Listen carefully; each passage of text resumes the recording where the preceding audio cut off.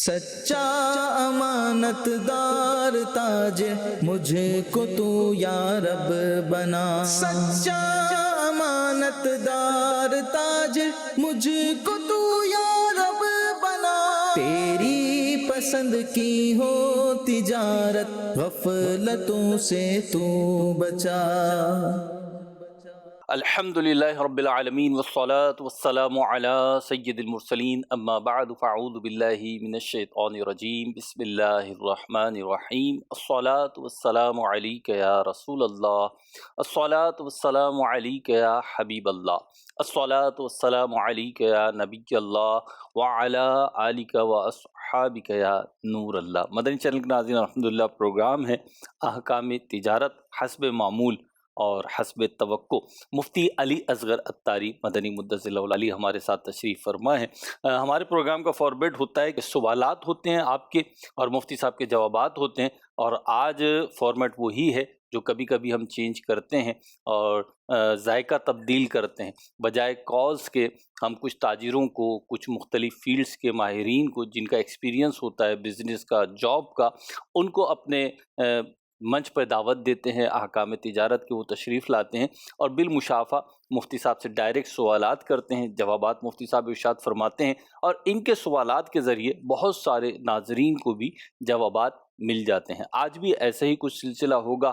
5 مختلف فیلڈز کے تاجران، ایکسپرٹس جو ہیں وہ ہمارے ساتھ موجود ہیں، ان کے پاس اپنے اپنے سوالات ہیں، انشاءاللہ مفتی صاحب سے کریں گے۔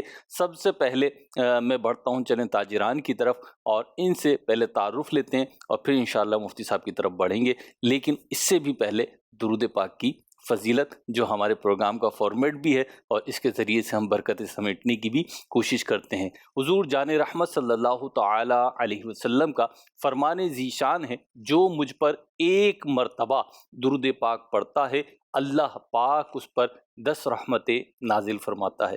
صلو علی الحبیب صلی اللہ علی محمد صلی اللہ علیہ وسلم۔ ہمارے ساتھ تاجران اور ایکسپرٹ جو موجود ہیں ان کی طرف بڑھتے ہیں۔ فیلڈ میں ایک وقت گزارا ہے، لیکن آج یہاں پہ آپ کے لیے تعارف تھوڑا لے لیتے ہیں۔ جی حضرت۔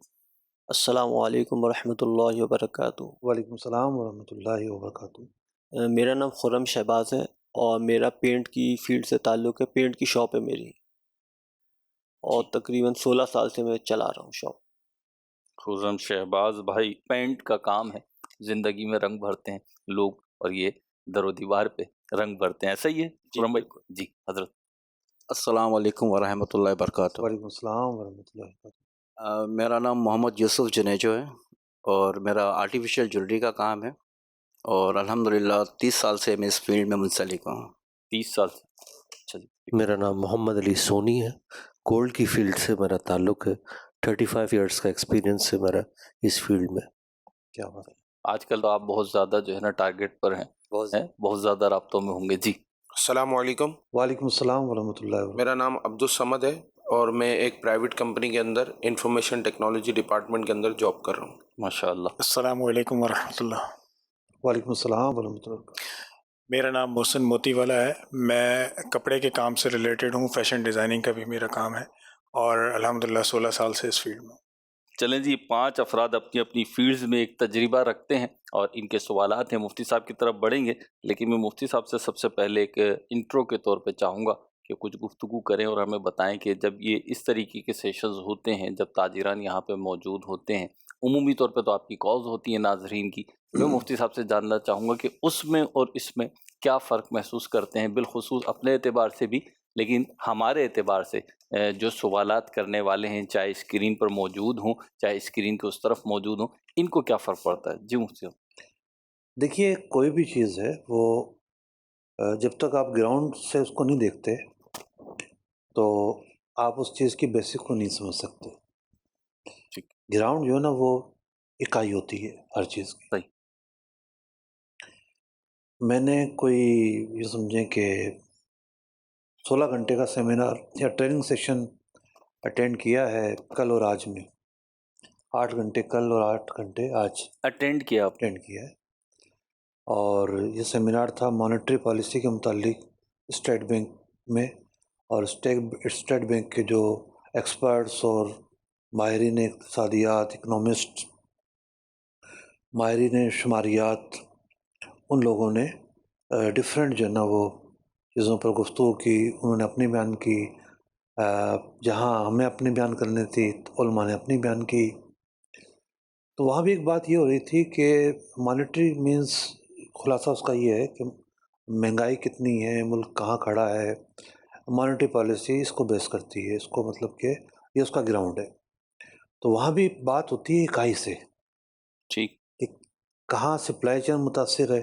مثال کے طور پر سیلاب آ گیا تو سپلائی چین متاثر ہوگی، اناج کی قیمتیں اپ ڈاؤن ہوں گی. اسی طریقے سے جو ہے وہ کہیں امپورٹ پر مسائل آ جاتے ہیں، کہیں ایکسپورٹ میں مسائل آ جاتے ہیں.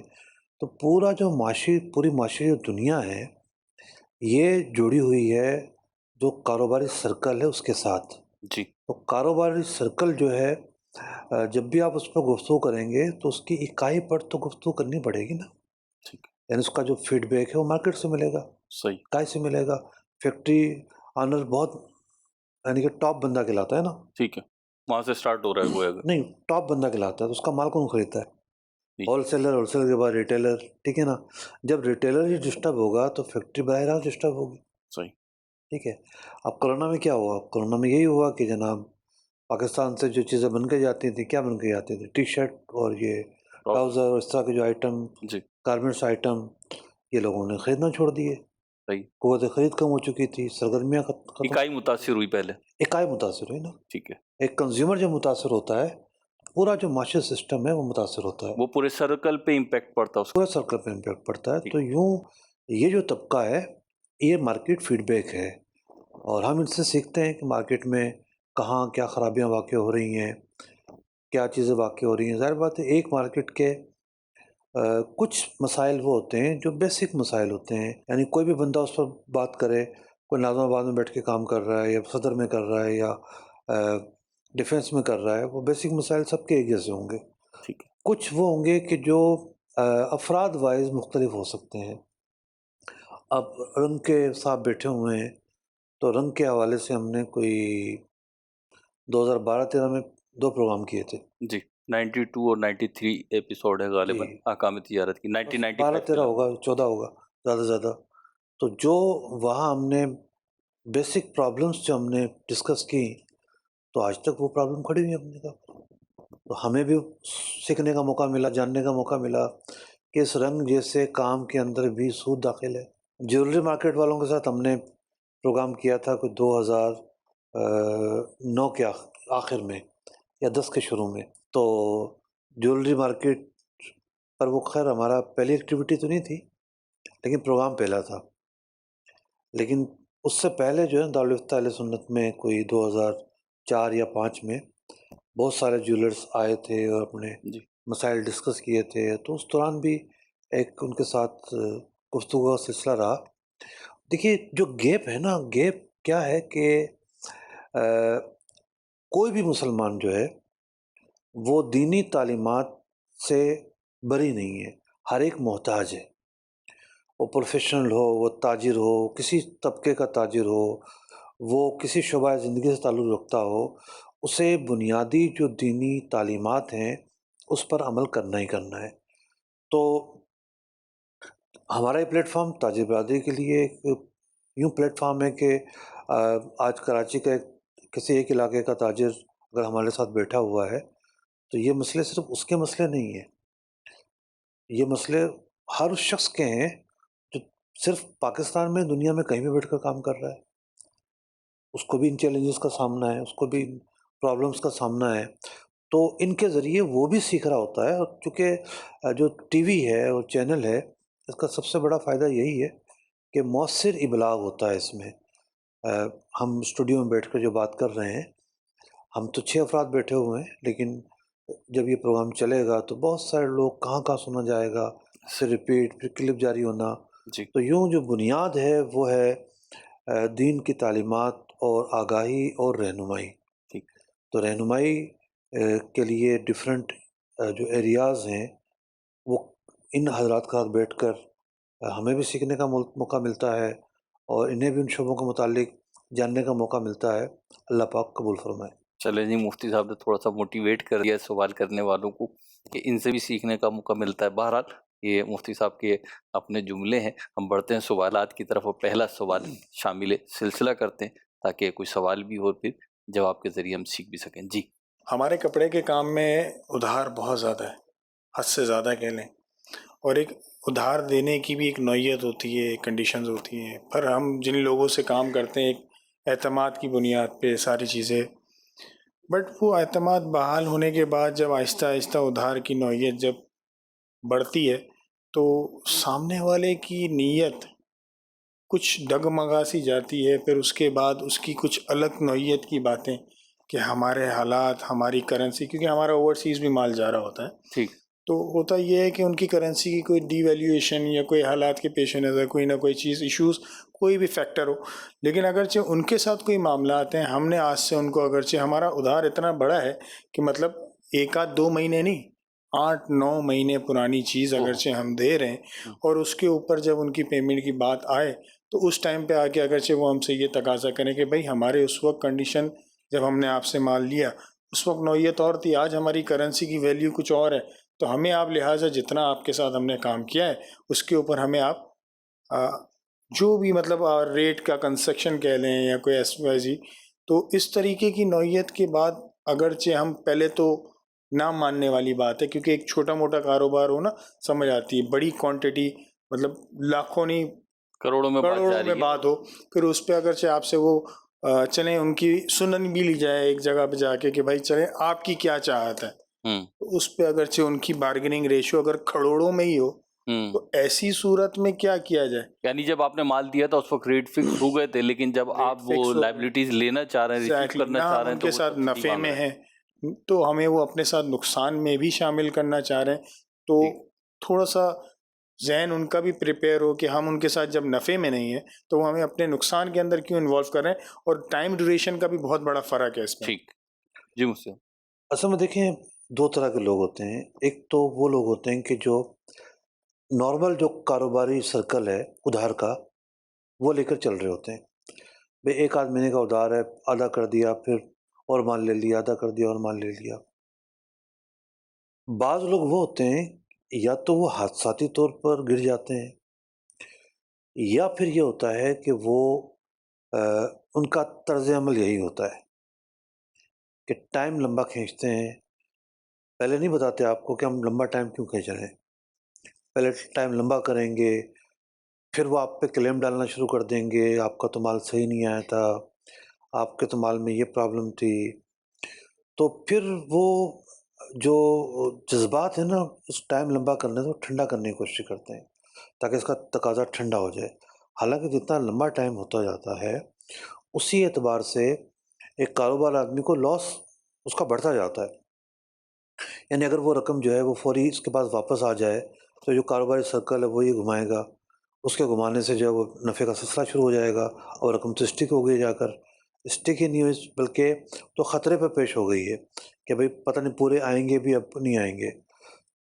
اگر کوئی حادثاتی طور پر بھی تاجر جو ہے وہ پرابلم کا شکار ہوا ہے تو ہم نے یہ دیکھا ہے کہ تاجر بڑی جلدی کھڑا ہو جاتا ہے. ایسا نہیں ہے کہ وہ مطلب بہت بڑی دکان چھوڑ کے ٹھیلے پہ آ جائے، وہ ہاتھ پاؤں مارتا ہے، تجارت میں برکت ہے، کھڑا ہو جاتا ہے. تو حادثہ کسی کے ساتھ بھی ہو سکتا ہے جب بنیادی مجبوری آئے اور اس حد تک مجبوری ہو کہ وہ دینے کے قابل ہی نہیں رہا، تو اس میں تو یہ کہ اس کو ڈھیل دینا ضروری بھی ہے کہ اس کو ڈھیل دی جائے، اس کو تھوڑا موقع دیا جائے تاکہ وہ ریکور کر کے پیسہ بھیج سکے.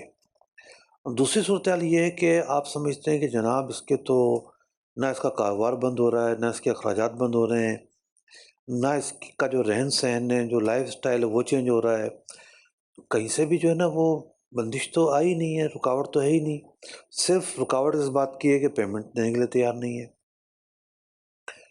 پھر وہاں معاملہ وہ نہیں ہوتا کہ اس آدمی میں دینے کی سخت نہیں ہے. تو جس کے اندر سخت ہوتی ہے وہ اپنا پیٹ ظاہر کرتا ہے کہ بھئی میرے ساتھ یہ کیفیت ہے. تو 2 صورتیں بنی، ایک وہاں کہ جہاں کچھ بھی نہیں ہے وہاں ڈھیل دی جائے گی. دوسری صورت یہ ہے کہ وہ جان بوجھ کر اس انداز پر آیا ہوا ہے. اچھا کرنسی ڈی ویلیو کہاں نہیں ہوئی؟ ہمارے سامنے ترکی کی مثال ہے. ہم لوگ گئے تھے 2022 میں گئے تھے، تو کوئی 42 रुपये का लीरा लेकर गए थे, ठीक है, आज 8 या 9 रुपये का लीरा है, लेकिन क्या वहाँ माल बिकना बंद हो गया है? वो लोग तो जो है माल खरीद रहे हैं आज भी, ठीक है, तो वहाँ का जो ग्राहक है वो हर चीज़ खरीद रहा है, तो उतार चढ़ाव अगर आया है तो वो पूरी मार्केट पर आया है ना। तो बात ये है कि जो देने वाला है उसके लिए रास्ते मौजूद हैं, नीयत का अगर फतूर आ गया उसका कोई इलाज नहीं है, तो जो अखलाकी प्रेशर है वो जारी रखा जाएगा। आपकी बात से एक और बात भी मैं कहूँगा, जैसे आपने कहा कि अगर उसकी नौयत नहीं है तो ऐसी सूरत में उसको ढील दी जाए। तो सबसे पहली बात तो ये है कि जो हमारी अमाउंट उन पे निकलती है, तो क्या इस अमाउंट के ऊपर हमारा ज़कात का भी मामला, इसको भी थोड़ा सा जहन मेरा क्लियर कर दीजिएगा।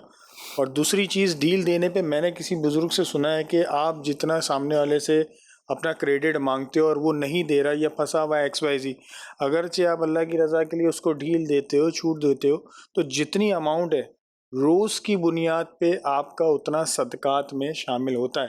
तो इसमें कितनी सदाकत और हकीकत है, इस पर भी थोड़ी रोशनी डालिएगा। देखिए, कुरान पाक में फरमाया गया कि अगर कोई तंगदस्त हो जाता है तो उसको ढील दो, मोहलत दो, और फुक़हा ने लिखा कि जो बिल्कुल तंगदस्त है उसको मोहलत देना वाजिब है।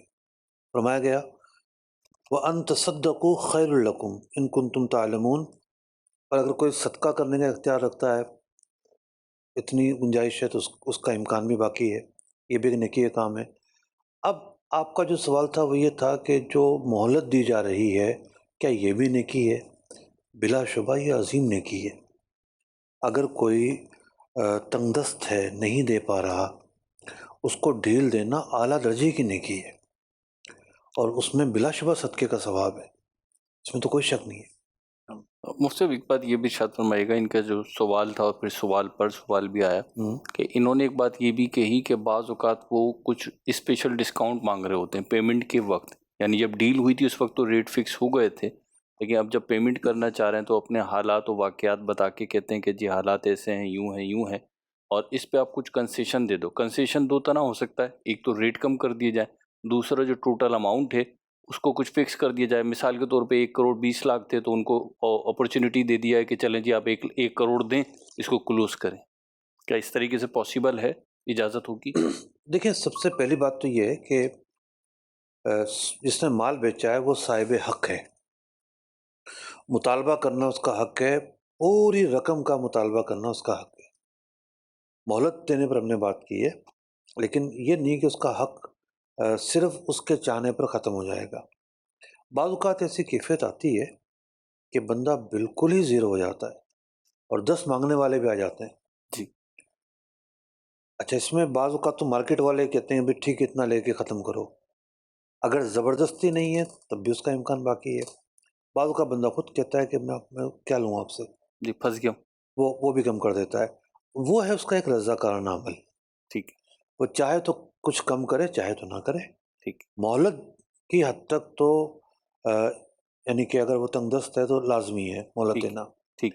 लेकिन हक़ ख़त्म नहीं होगा, हक़ तो खड़ा रहेगा। मुझसे बाज़ औक़ात मार्केट में यूँ होता है, आप इसको सेकंड कीजिएगा बात को, कि यूँ होता है कि देने वाला जो है वो रखता ही एक ही कंडीशन है कि जी मैं तो इतने दे सकता हूँ, लेने तो बताओ। अब जो ताजिर होते हैं जो मार्केट में बैठे हों, उन्हें अंदाज़ा होता है इस तरह के मामलात में कि भाई जो आ रहा है कम से कम ये तो लो, बाकी का फिर बाद में देखेंगे। मैंने अर्ज़ किया कि उसके सामने वाले के चाहने से या कहने से हक़ तो ख़त्म नहीं हो जाएगा ना। ठीक है, हक़ बाकी वो रहेगा। साहिब हक़ का है, जब तक वो नहीं चाहेगा कम करना, हक़ ख़त्म नहीं हो सकता। ठीक है, मुझसे अगर देने की गुंजाइश है फिर भी ना दे तो?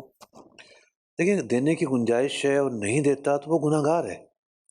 यानी हदीस पाक में फरमाया गया कि यानी जो गनी है, देनदार है और देने की गुंजाइश रखता है, अगर वो नहीं देता तो वो जुल्म का मुर्तकिब होता है, गुनाह है वो तो। ठीक। चलें जी, इस सवाल का जवाब तो कंप्लीट हुआ और यकीनी तौर पर और भी सवालात होंगे, लेकिन बढ़ते हैं अगले सवाल की तरफ और अब्दुल समेद भाई की तरफ बढ़ेंगे। मुफ्तब ये सवाल का जवाब हुआ, इसमें हमारे मोहसिन भाई ने एक सवाल जो किया था वो ज़कात का भी जिक्र किया था। देखिए, जो काबिल वसूल माल है, जो लायबिलिटी है दूसरे के ऊपर, ठीक है। रिसीवेबल है ना ये, जी, तो रिसीवेबल माल पर भी ज़कात तो बनती है। ठीक है, जब तक वो खड़ा हुआ है ज़कात बनती है। अब आगे जाके सेटलमेंट कर देते हैं, आधा माफ़ कर देते हैं, तो फिर एक जुज़ागाना तफ़सील होगी। ठीक, जब तक खड़ा हुआ है, इन्होंने अपना हक़ कोई माफ़ नहीं किया, ठीक, تو ظاہر بات ہے اس کی زکوٰۃ بنے گی. اتنی گنجائش ضرور ہے، مثال کے طور پر 2 سال بعد رقم ملتی ہے تو یہ اس مال کی 2 سال تک تاخیر کر سکتے ہیں زکوٰۃ کی ادائیگی میں. ٹھیک ہے. اب اس سے یہ بھی فائدہ ہے کہ مثال کے طور پر ان 2 سالوں میں یا اگلے 1 سال ہو جاتا ہے اللہ نہ کرے تو حالات و واقعات کیا ہوں، ہو سکتا ہے ان کا کمپرومائز آدھے پر ہو تو ٹھیک پھر اس کے حساب سے زکوٰۃ نکالنی پڑے گی. ٹھیک. اگلے سوال کی طرف بڑھتے ہیں اور عبدالصمد بھائی سے سوال لیتے ہیں. کیا سوال کر رہے ہیں جی عبدالصمد بھائی؟ اچھا، میرا مفتی صاحب سے سوال یہ ہے کہ آج کل کے دور میں جیسے ہمیں کمپنیز کے اندر ہم جاب کرتے ہیں تو ہمیں سیلری مل جاتی ہے، تو آپ کو بھی پتہ ہے جس طرح سے انفلیشن ہے اور چیزیں چل رہی ہیں تو ایک سیلری پہ تو آج کل عموماً سیلری والوں کا گزارا بہت مشکل سے ہوتا ہے. تو اس کے اندر بندہ اپنی پیسف انکم جو ہے وہ ایک کہ مطلب میرا کوئی فری لانس میں کام کر لوں اپنی سروسز بیچ کے، یا میں اپنی سیونگز کا انویسٹمنٹ کر لوں تو میرا کچھ پیسو انکم کا دروازہ کھل جائے. تو اس کے اندر جیسے ہماری کچھ سیونگز ہوتی ہیں، جیسے ہمارے پی ایف کے پیسے ہوتے ہیں یا دوسری چیزیں ہوتی ہیں، تو وہ ہم وڈرا کر کے کمپنی سے وہ پیسے یا تو کہیں میوچل فنڈ میں انویسٹ کر دیتے ہیں، یا پھر سیکنڈ آپشن ہمارے پاس یہ ہے کہ کسی کے ساتھ کسی کے کام میں انویسٹمنٹ کر دیں. اب اس میں ہوتا یہ ہے کہ بعض اوقات آپ وہ پیسے کسی کے ساتھ انویسٹمنٹ کرتے ہیں تو وہ یا تو آپ کو دھوکہ دے دیتا ہے، کچھ ٹائم کے بعد آپ کو بولے گا یار میرے تو نقصان ہو گیا، آپ تو جاتے نہیں ہیں. تو اس پوزیشن میں کیا مطلب ورکنگ جو پارٹنر ہوتا ہے اس کی کیا اس کے اندر نقصان ہوگا، اور جو انویسٹر ہے اس کا کیا نقصان ہوگا، اور اس کی کیا ایسا اس سے بات کی جائے کہ یہ ہمارا سود کے بھی زمرے میں نہ آئے کہ ہم کسی سے سود لے رہے ہیں یا اس طرح کی چیزیں. ٹھیک. اس ایک سوال میں کئی ساری جو ہے نا جہتیں آپ نے بیان کر دیں. پہلی بات تو یہ ہے کہ اگر کوئی جاب کرنے کے بعد فری لانسنگ بھی کرتا ہے تو اس میں کوئی پابندی تو ہے نہیں، اتنی دیر تک کام کر سکتا ہے جس سے اگلے دن پہ اثر نہ پڑے. ہوتا نا ایک آدمی سوچتا ہے کہ بھئی میں تو 8 گھنٹے کی جاب کر آیا ہوں، ذرا 8 گھنٹے اور کر لیتا ہوں، تو فزیکلی ممکن نہیں ہے. تو فری لانسنگ یہی ہوتا ہے کہ بندہ 1-2 گھنٹے کا اور کام پکڑ لیتا ہے، کچھ آمدنی کے ذرائع حاصل ہو جاتے ہیں. اب پیسے کہاں لگانے ہیں؟ آپ نے میوچل فنڈ کا کہا، تو میوچل فنڈ تو بہت سارے طرح کا ہوتا ہے، ایک طرح سے کا تو نہیں ہوتا. تو اصول تو واضح ہے کہ جو بھی جائز راستہ ہوگا وہاں لگائے جا سکتے ہیں. جائز راستے کی اب 2 صورتیں بنتی ہیں. ایک وہ راستہ ہے کہ جہاں رسک نہیں ہوتا، جہاں سسٹم مضبوط ہوتا ہے، اور ایک یہ ہے کہ آپ کسی کے ساتھ جو ہے نا وہ پیسے لگائیں گے. آپ کا سوال فوکس اسی اعتبار سے ہے. دیکھیے بہت ساری چیزیں وہ ہیں کہ انسان تجربے سے سیکھتا ہے. جب تک آپ نے کسی کو قرضہ نہیں دیا ہوتا نا، ایک مطلب عمومی بات عرض کر رہا ہوں، ہر ایک آدمی ایسا نہیں ہوتا، تو آپ کو جو نا بے رخی کا اندازہ نہیں ہوتا. جب آپ کے پیسے نکلتے ہیں کسی طرف تو پھر آپ کو پتہ چلتا ہے کہ اچھا بے رخی بھی کوئی چیز ہوتی ہے. اچھا یوں بھی ایٹیٹیوڈ بندہ کر سکتا ہے. تو انسان جو ہے وہ بہت ساری باتیں اپنے تجربات سے سیکھتا ہے. تو 2 راستے ہوتے ہیں، یا تو بندہ تجربے کار سے پہلے مشورہ کر لے، یہی زیادہ بہتر راستہ ہے، اور پھر کسی چیز پر عمل کرے. پھر یہ ہوتا ہے کہ انسان جو ہے وہ جب کسی کے ساتھ کوئی لین دین کرتا ہے تو ہر ایک آدمی کا مزاج اور اس کا جو ایٹیٹیوڈ ایک جیسا نہیں ہوتا. بہت سارے لوگ ہیں بڑے اصول کے پکے ہوتے ہیں، ایماندار ہوتے ہیں، کاروباری دنیا کے اندر معروف ہوتے ہیں، یعنی اعتماد کو ٹھیس نہیں پہنچاتے. بہت سارے لوگ ہوتے ہیں کہ جو بہت ساری باتوں کو سیریس نہیں لیتے، ان کے لیے ایسا لگتا ہے کہ کوئی یہ کھیل ہیں چیزیں. تو بندہ شناسی جو ہے یہ خود ایک بڑا کام ہے. تو جس طریقے سے ہم کئی مواقع پہ انکوائری کرتے ہیں تو یوں بندہ دیکھ بھال کر کرے اولاً. دوسری چیز یہ ہے کہ جب بھی آپ شریعہ لاز کی وائلیشن کرتے ہیں تو آپ لا محالہ جو ہے وہ پھنس جاتے ہیں آگے جا کر. مثال کے طور پر لوگوں کا ایک طریقہ کار ہے، ہاں بھی ٹھیک ہے کچھ پیسے دے دو، میں تمہیں کچھ نہ کچھ دیتا رہوں گا. بھئی آپ نے اس بندے نے کہاں لگائے، جہاں لگائے اس کا اپنا والیوم کیا ہے، وہاں پر اس کو سامنے رکھ کے آپ کا ریشو کیا ہے، نہ اس کو اپنے والیوم کا پتہ، نہ اس نے کلوزنگ کی، بس لم سم اٹھا کے نفع دے دیا. تو اب آہستہ آہستہ آہستہ ایک فراڈ کا راستہ بھی کھلتا ہے، تو اس کی کیا بک مینٹین کرے گا، کس چیز کا حساب کرے گا، مکس چیزیں چل رہی ہوتی ہیں۔ تو جب ہم شریعت کے مطابق آغاز کرتے ہیں تو تقاضے یہ ہیں کہ بھئی اس کا اور آپ کا جو ہے وہ ریشو معلوم ہونا چاہیے۔ چلتے کاروبار میں شرکت نہیں ہوتی کیونکہ اس کی طرف سامان ہے، آپ کی طرف لیکوڈ ہے، تو کوئی ایسا راستہ ہو کہ لیکوڈ اس کا بھی لیکوڈ ہو، یا یعنی کرنسی ہو، یا پھر یہ ہے کہ جو مال ہے اس کا کوئی حصہ آپ خرید کر اس کے پارٹنر بن جائیں۔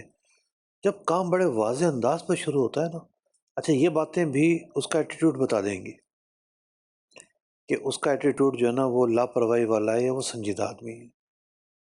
تو آغاز شریعت کی تعلیمات کے مطابق کریں، ابہام کہیں بھی نہ ہو۔ جب آپ کوئی تجارتی معاہدہ کرتے ہیں، خاص طور پر پارٹنرشپ کا، تو اس تجارتی معاہدے کا آغاز سے بڑھ کر اختتام اہم ہوتا ہے کہ بھئی آپ ریٹن میں وہ سب چیزیں بھی لکھیں جس کا تعلق اختتام سے ہو، کہ بھئی یہ جب معاہدہ ختم ہوگا تو کس کی کیا چیز ہوگی، ٹھیک ہے، کس کے ذمے کیا چیزیں آئیں گی، اور کس انداز پر ختم ہوگا، کیسے ختم ہوگا۔ تو بعض اوقات جو انجام ہے اس کی پرواہ کیے بغیر اسٹارٹنگ شروع ہو جاتی ہے، پھر جب تنازع ہوتا ہے تو پتہ چلتا ہے کہ بہت ساری چیزیں مبہم تھیں، ہم نے آپس میں گفتگو ہی نہیں کی اس کے متعلق۔ تو اس اعتبار سے جو آغاز ہے بڑا اہم ہے، اور اس کی بنیاد ہے شریعت کی تعلیمات۔ محمد علی سونی بھائی، جی آپ کیا سوال کریں گے؟ مفتی صاحب سے میرا سوال ہے۔ سب سے پہلے تو میں یہ کہوں گا کہ ہمارے پروفیشنل میں اتنے سوالات ہیں کہ یہ سیشن بھی میرے خیال ہے کہ ناممکن ہے، مجھے شاید میرے سوالات سے بھی آپ آگاہ ہوں گے کیونکہ اتنے سوالات ہیں، تو میں چیدہ آپ کی فیلڈ سے آگاہ ہوں کہ آپ نے بالکل تعارف کرایا کہ سونار ہیں، بالکل تو سونار تو ایک پورا جو ہے نا وہ پورا ایک چیپٹر ہے، کتاب ہے۔ ڈاکٹر ہے اور اس کے اندر پیچیدگیاں بہت زیادہ۔ تو سب سے پہلا تو میرا سوال آپ سے یہ ہے کہ مثال کے طور پہ میرے دوست نے کچھ مجھ سے رقم مانگی کہ مثال کے طور 20 لاکھ یا 25 لاکھ روپے مجھے دے دو کچھ 2 مہینے کے لیے۔ اب میں اس کو دے تو دے رہا ہوں، لیکن جب وہ مجھے واپس کرے گا تو آپ کو پتہ ہے ہمارا ریٹ کا جو فلکچویشن ہے وہ کتنا زیادہ ہے، اور آج کل جو حالات چل رہے ہیں بڑھ رہے ہیں۔ اب وہ جب ریٹرن کرتا ہے تو لامالا جس وقت میرا یہ سونا 20 لاکھ روپے میں آ رہا ہے، ہو سکتا ہے اس وقت میرا زیادہ آ رہا ہو یا کم آ رہا ہو، جو بھی ایک فیکٹر ہے۔ اب میں نے 20 لاکھ روپے اس کے دے دیا، اگر میں اس کو 3 مہینے کے وعدے پہ دیتا ہوں اور میں اس سے یہ کہتا ہوں کہ یار 3 مہینے کے بعد تم مجھے سونا ہی لوٹاؤ گے، یہ میں پیسے دے رہا ہوں، لوٹاؤ گے تم سونا، تو کیا ایسا کرنا صحیح ہے؟ ایک بات۔ دوسرا سوال یہ کہ ہم کسی کاریگر سے گولڈ لیتے ہیں جو بنایا ہوا ہوتا ہے، جب دیتے اب وہ ہمارے پاس جب لے کے آتا ہے، پہلے ہم اس کا جواب دیتے ہیں، ٹھیک کہ دو الگ الگ رخ ہو جائیں گے۔ ہو جائے گا۔ دیکھیے پہلا جو سوال ہے، جو تمہیدی گفتگو ہے آپ کی کہ یوں ہو جاتا ہے اتار چڑھاؤ۔ قرض ایک غیر لازم چیز ہے، یعنی آپ پر لازمی نہیں ہے قرضہ دینا۔ قرض جو ہے وہ احسان اور تبرع اور بھلائی ہے، تو قرض دینے میں انسان اپنا نفع جو ہے وہ چھوڑ رہا ہوتا ہے، بغیر کسی طمع کے دے رہا ہوتا ہے۔ نفع کی طمع نہیں ہے، نفع لے گا تو سود ہو جائے گا۔ جب قرض کی بنیاد جو ہے وہ بھلائی ہے، تو پھر قرض کے اندر جس طریقے سے مثال کے طور پر آپ نے 10 لاکھ روپے کسی کو قرض دے دیا سال کے لیے، اب یہی 10 لاکھ روپے کاروبار میں لگایا جاتا تو یہ نفع دیتا، تو انسان نے ایک طرح سے وہ نفع چھوڑ کر نقصان برداشت کیا، قرض جو ہے وہ کسی کی بھلائی کے لیے قرض دیا۔ تو قرض سے وابستہ جو چھوٹی موٹی چیزیں ہیں وہ برداشت کرنا بھی بھلائی میں شامل ہے، اس لیے قرض دینے کو صدقے سے بڑی نیکی قرار دیا گیا ہے، کہ قرض دینا صدقے سے بڑی نیکی ہے، کہ اس میں جو بندہ جو ہے وہ سامنے والا جو ہے وہ خوددار بھی رہتا ہے، کسی کے آگے ہاتھ بھی نہیں پھیلاتا، اور اپنی ضرورت پوری کرنے کے بعد واپس بھی کر دیتا ہے، تو ایک سفید پوش آدمی کی ضرورت بہت آسان انداز میں پوری ہو جاتی ہے۔ تو یوں قیمت کا اپ ڈاؤن ہو جانا، اس سے کتنا فرق پڑے گا؟ عام طور پر تو بہت تھوڑا فرق پڑتا ہے۔ البتہ بعض اوقات کیا ہوتا ہے کہ جیسے بیرونی ممالک میں لوگ رہتے ہیں، انہیں ڈالر بھیجے اپنے کسی رشتہ دار کو، یا درہم بھیجے، تو وہاں بڑا فرق آ جاتا ہے، بہت بڑا فرق آ جاتا ہے اس کا۔ تو وہاں ہم ان کو بھی یہ کہتے ہیں کہ بھئی آپ جو ہیں وہ وہی کرنسی دیں جس کی وجہ سے آپ کو ایشو ہو رہا ہے، جیسے ان کو ڈالر ہی قرض دیں۔ اچھا، ہمارے سسٹم کے اندر اگر آن لائن پیسہ آ رہا ہے تو اس کے اندر گنجائش نہیں ہے ڈالر ہی دینے کی، اس کو تو پاک روپیز ہی ملنے ہیں۔ اس کا حل ہم یہ بیان کرتے ہیں کہ بھئی وہاں کسی بندے کو یہ لینے والا نومینیٹ کر دے کہ بھئی فلاں کو دے دو، تو اس نے اس کے نمائندے کو ڈالر ہی دیا۔ اب اس کے نمائندے نے پھر سسٹم کے ذریعے بھیجا تو پاک روپیز ہو گیا، وہ ایک الگ بات ہے۔ اب یہ لوٹاتے وقت ڈالر ہی لوٹائے گا، یا جو بھی کرنسی لی تھی وہی لوٹائے گا۔ آپ کے کام میں بھی جو آپ نے مثال بیان کی بڑی آسان صورت ہے، بجائے کرنسی دینے کے سونا قرض میں دے دیں اسے۔ تو سونا پر سونا کہتے ہیں کہ وہ جائز، جس میں گولڈ دیتا ہوں، اور گولڈ سونا اگر وہ دیکھیں، کاغذی کرنسی تو آج کے زمانے کی پیداوار ہے نا۔ جی جی 1861 میں پہلا جو ہے وہ کرنسی ایکٹ آیا ہے، اور اس سے پہلے کرنسی عام نہیں ہوئی تھی۔ تو اس سے پہلے کیا تھے؟ سکے تھے۔ عہد رسالت میں کیا تھا؟ سونے اور چاندی کے سکے تھے۔ عہد رسالت میں بھی قرض دیا جاتا تھا۔ تو قرض کس چیز میں دیا جاتا تھا؟ سونے کے سکے میں، چاندی کے سکے میں۔ تو سونے اور چاندی کے سکے میں یا سونے اور چاندی کو قرض دینا یہ منع نہیں ہے، یہ تو وہ طریقہ ہے جو عہد نبوی سے چلا آ رہا ہے۔ منع ہے کہ کوئی شخص جو ہے وہ جتنا سونا دیا ہے اس سے زیادہ لے، یہ منع ہے۔ یا اس شیپ کا سونا دے کہ جس میں جو ہے وہ تنازع ہو، زیادہ تو زیور دے دیا ہے، اب اسی طرح کا وہ زیور کیسے لے کر آئے گا؟ تو جو اسٹینڈرڈ عام طور پر جیسے گہنا ہے، بسکٹ ہے، اور جو پیس ہیں جو گھڑے ہوئے نہیں ہیں، تو اس طرح کی جو چیزیں یہ مثلی کہلاتی ہیں۔ جیسا دیا گیا ویسا ہی وہ جیسے اسی مثال کیریٹ جو کا وہ واپس بسکٹ کرے۔ ہم دیتے ہیں مثال کے طور پہ، جی جو بسکٹ آتا ہے یا جو پیور گوڈ آتا ہے، ہم نے ان کو قرض کو دے دیا، اب واپسی میں ہم وہی دے سکتے ہیں نا؟ وہی بالکل وہی لے گا، وہ آپ کا حق ہے۔ حق نہیں کہتے کہ وہ گولڈ دینا جو ہے نا وہ حرام ہے، اگر گولڈ کو سرٹن ٹائم کے لیے دینا، وہ قرض دینا جائز ہے، قرض دینا جائز ہے۔ قرض دینا جائز ہے، قرض لینا بھی جائز ہے۔ اور قرض میں اگر سونا دیا ہے تو جتنا دیا ہے اتنا ہی واپس لینا ہوگا۔ یہ بہت بڑی مسئلہ۔ جو کیریٹ کا تھا تو آپ نے 22 دیا تھا تو وہ 22 دے گا، 18 دیا تو وہ 18 دے گا۔ کمپنی پر بھی ہو سکتا ہے کہ میں فلاں کمپنی کا دے رہا ہوں، آپ اسی کمپنی کا مجھے واپس کریں گے۔